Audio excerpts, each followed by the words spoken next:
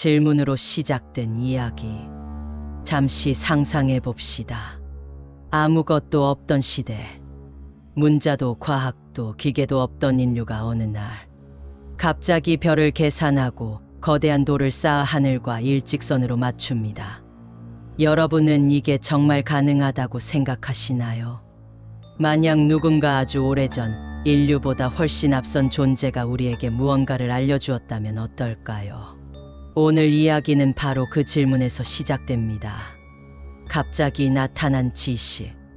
시간을 약 5,000년 전으로 돌려보겠습니다. 메소포타미아 평원. 이곳에서 인류 최초의 문명 수메르가 등장합니다. 이상한 점은 속도였습니다. 문자는 하루아침에 완성된 것처럼 등장했고 천문학, 수학, 법률 체계까지 동시에 갖추고 있었습니다. 보통 문명은 수천 년에 걸쳐 발전합니다. 하지만 수메르는 달랐습니다. 마치 누군가가 이미 완성된 설계도를 건네준 것처럼 말이죠. 수메르 점토판에는 이런 존재들이 기록됩니다. 아눈나키, 하늘에서 내려온 자들. 인간을 만들었고 인간에게 일을 시켰다는 존재들.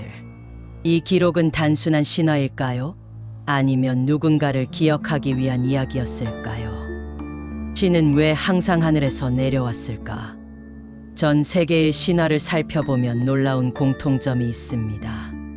신은 땅에서 태어나지 않습니다. 항상 하늘에서 내려옵니다. 마야 문명의 쿠쿨카는 하늘의 뱀으로 불렸고 이집트의 태양신 나는 하늘에서 내려와 왕을 선택합니다. 인도 고대 문헌에는 비마나라 불리는 하늘을 나는 탈 것이 등장합니다. 불을 뿜고 굉음을 내며 하늘을 가르는 물체. 고대인은 이것을 신의 힘이라 불렀지만 현대인의 눈에는 기계의 묘사처럼 보이기도 합니다.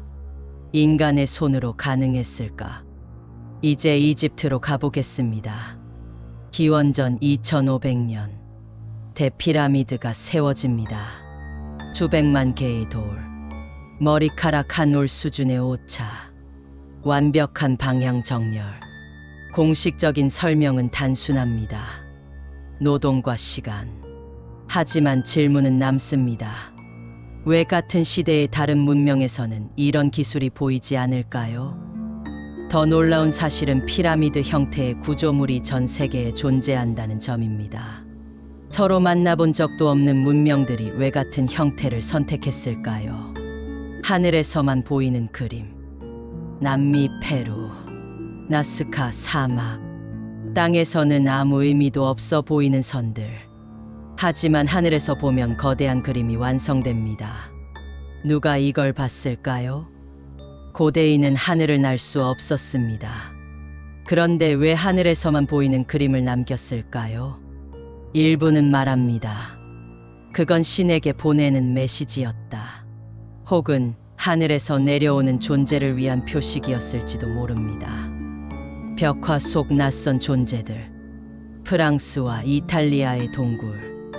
아프리카와 호주의 암각화. 그곳에는 공통된 형상이 등장합니다. 둥근 머리, 몸에 밀착된 장비, 손에서 뻗어나오는 빛. 고대인은 왜 이런 모습을 그렸을까요? 보지 못한 것은 그릴 수 없습니다. 그렇다면 그들은 무엇을 본 걸까요? 그들의 목적은 무엇이었을까? 만약 외계 존재가 실제로 지구를 방문했다면 그 목적은 무엇이었을까요? 수메르 문헌에는 금에 대한 이야기가 반복해서 등장합니다. 일부 이론은 말합니다.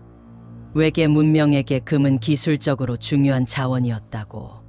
그래서 인간은 노동을 위해 만들어졌고 신은 곧 관리자였다는 이야기.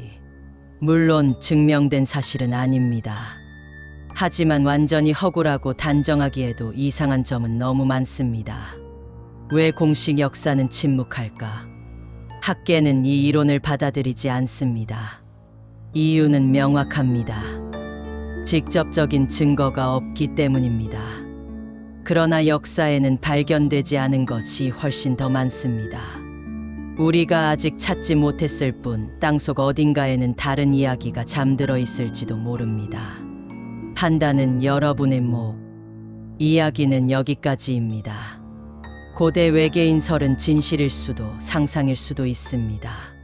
하지만 한 가지는 분명합니다. 인류의 시작에는 아직 설명되지 않은 공백이 존재한다는 것. 그 공백을 신으로 채울 것인가, 외계인으로 채울 것인가는 여러분의 선택입니다. 사라진 문명을 찾는 질문. 플라톤은 말했다. 그것은 실제로 존재했다. 하지만 동시에 그 도시는 단 하루 만에 바닷속으로 사라졌다고 기록했다. 수천 년이 지난 지금까지도 사람들은 묻고 있다. 아틀란티스는 신화일까? 아니면 우리가 아직 찾지 못한 역사일까? 오늘 이야기는 고대 철학자의 기록 하나에서 시작해 현대 과학과 위성 사진, 그리고 바닷속 미스터리로 이어진다. 이 영상은 결론을 내리지 않는다. 다만 잊힌 문명을 찾아가는 여정을 여러분과 함께 걸어갈 뿐이다. 플라톤이 남긴 단 하나의 기록. 기원전 4세기. 고대 그리스 철학자 플라톤. 그는 티마이오스와 크리티아스라는 대화편에서 아틀란티스라는 나라를 언급한다. 그곳은 헤라클레스의 기둥 너머 지금의 지브롤터 해협 바깥에 있었으며 거대한 섬 국가였다고 한다. 아틀란티스는 기술적으로 매우 발전했고 부유하며 강력한 해군을 보유한 문명이었다. 하지만 오만해진 순간 신의 분노를 사게 되고 단 하루 만에 지진과 홍수로 바다에 잠겼다. 문제는 이것이다. 왜 플라톤은 그토록 구체적으로 묘사했을까? 신화인가, 역사 기록인가? 대부분의 학자들은 말한다. 아틀란티스는 이상 국가를 설명하기 위한 철학적 비유에 불과하다고. 그러나 반론도 있다. 플라톤은 허구를 쓸 때 이토록 자세한 지리와 구조를 설명하지 않는 인물이었다. 그는 도시의 크기, 운하의 구조, 왕가의 계보까지 기록했다. 마치 실제 이야기를 전해 들은 사람처럼 말이다. 플라톤은 주장했다. 이 이야기는 이집트 사제에게서 들은 아주 오래된 기록이라고. 아틀란티스는 어디에 있었을까?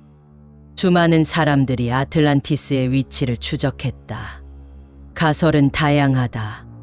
대서양 한가운데, 지중해의 산토리니, 카리브해, 남극 대륙. 특히 주목받는 곳은 산토리니 섬이다. 기원전 1600년경 거대한 화산 폭발로 문명이 붕괴된 흔적이 발견된다. 도시가 순식간에 파괴되고 바다에 잠긴 사건. 플라톤의 기록과 묘하게 닮아 있다. 바다 속에서 발견된 흔적들. 현대에 들어서며 위성 사진과 해저 탐사가 시작된다. 해저에서 직선 구조물, 계단 형태의 바위, 도시처럼 보이는 흔적들이 보고되기 시작한다. 특히 일본 요나구니 해저 유적. 자연물인지 인공 구조물인지 지금도 논쟁 중이다. 만약 인공이라면 인류 역사보다 훨씬 이전의 문명이 존재했다는 뜻이 된다. 대홍수 신화와 아틀란티스. 전 세계에는 공통된 기억이 있다. 대홍수, 수메르, 성경, 마야, 인도 신화. 모두 한 번의 거대한 물의 재앙이 문명을 쓸어버렸다고 말한다. 아틀란티스는 그 기억의 한 조각일까? 실제 해수면 상승과 빙하기 종료는 문명을 삼키기에 충분했다. 고도의 기술을 가진 문명? 플라톤은 아틀란티스를 단순한 원시 사회로 묘사하지 않았다. 정교한 도시 설계, 운하 시스템, 금속 기술. 일부 이론가들은 말한다. 아틀란티스는 인류 최초의 고도 문명이었고 그 지식이 이집트와 수메르로 전해졌다고. 그래서 갑작스러운 문명 탄생이 설명된다는 주장이다. 왜 아직 발견되지 않았을까? 바다는 넓고 시간은 너무 오래 흘렀다.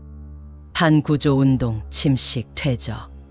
문명은 흔적 없이 사라질 수 있다. 게다가 우리가 탐사한 바다는 전체의 극히 일부에 불과하다. 아틀란티스가 아직 잠들어 있다면 그건 어쩌면 너무 깊은 곳일지도 모른다. 사라진 문명은 정말 끝났을까? 아틀란티스는 신화일 수도 있다. 하지만 신화는 아무것도 없는 곳에서 태어나지 않는다. 그 안에는 기억의 조각이 남아 있다. 우리가 아직 찾아내지 못했을 뿐. 어쩌면 지금 이 순간에도 바다 어딘가에서 돌로 된 계단 위를 물고기들이 지나가고 있을지도 모른다. 우리가 아는 역사는 진짜일까? 우리는 학교에서 역사를 배웁니다. 연도와 사건, 승자와 패자, 위인과 반역자. 하지만 한 번쯤은 이런 질문을 해본 적 없으신가요? 이 기록은 정말 그대로 전해진 걸까? 만약 누군가, 권력을 가진 누군가가 자신에게 유리하도록 역사를 고쳤다면 어떨까요? 오늘 이야기는 역사 기록 조작설이라는 위험하지만 흥미로운 질문에서 시작됩니다. 역사는 누가 쓰는가? 이 말은 너무나 유명합니다. 역사는 승자가 쓴다. 전쟁이 끝나면 패자의 기록은 불태워지고 승자의 기록만 남습니다. 고대부터 그랬습니다. 왕이 바뀌면 이전 왕의 업적은 지워지고 실패는 침묵 속에 묻혔습니다. 즉, 역사는 처음부터 완전한 진실이 아니었을지도 모릅니다. 사라진 기록들. 인류 역사에는 이상하게도 공백이 많습니다. 도서관이 불타고 연대기가 끊기고 문명이 갑자기 사라집니다. 대표적인 사건. 알렉산드리아 도서관의 소실. 수십만 권의 고대 지식이 한순간에 사라졌습니다. 그 안에 무엇이 있었는지는 아무도 모릅니다. 어쩌면 지금의 역사 상식을 뒤흔들 기록이 함께 사라졌을지도 모릅니다. 의도적으로 지워진 인물들. 고대 이집트에는 다무나티오 메모리아에라는 개념이 있었습니다. 기억의 말살. 왕의 이름을 지우고 조각상을 부수고 기록에서 존재 자체를 삭제합니다. 실제로 존재했지만 기록에서 사라진 파라오들. 이것은 가설이 아니라 이미 확인된 역사적 사실입니다. 그렇다면 우리가 모르는 인물은 얼마나 더 많을까요? 연대는 조작될 수 있는가? 역사는 연대로 구성됩니다. 하지만 연대는 완벽하지 않습니다. 중세 연대기에는 서로 맞지 않는 시기들이 등장하고 한 사건이 다른 기록에서는 전혀 다른 연도로 기록되기도 합니다.